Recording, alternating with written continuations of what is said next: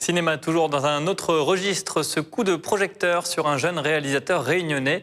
Il s'appelle Grégory Lucili et il vient de sortir un troisième court-métrage. Son titre, Le baiser des gens perdus, un film de 18 minutes entièrement tourné à La Réunion. Christian Bonardel a assisté à l'avant-première hier soir.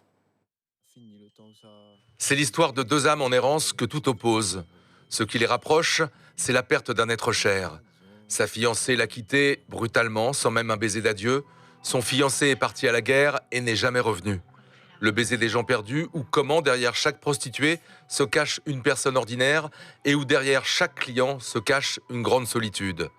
L'avant-première du baiser des gens perdus ne laisse pas le public indifférent. À un moment, deux destins perdus se croisent et voilà, il y a une alchimie, il y a quelque chose. On sent que c'est La Réunion, je pense que c'est par rapport à l'âme des personnages. Le baiser des gens perdus est le troisième cours de Grégory Lucili. À travers le scénario et le jeu de ses comédiens, la fiction nous imprègne.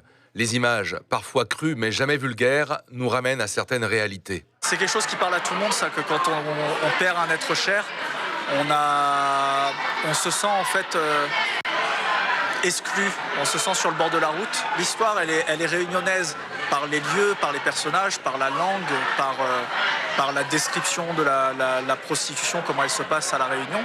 Mais par contre, c'est une histoire qui est profondément universelle. On se plairait à imaginer une autre fin à cette histoire, une envie d'en savoir plus, une envie en tout cas de ne pas quitter si vite ces personnages. Moi, je pense pas qu'il y ait de suite à cette histoire. Parce que ce qu'il y a d'intéressant dans une histoire, dans toute histoire, on a un début et puis après on a un conflit, on a des conflits et puis après à la fin, c'est une fois que les conflits sont résolus, il n'y a plus d'histoire.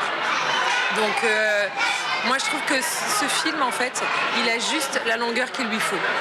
18 minutes c'est parfait, on n'a pas besoin d'avoir ce qui se passe avant ni ce qui se passe après.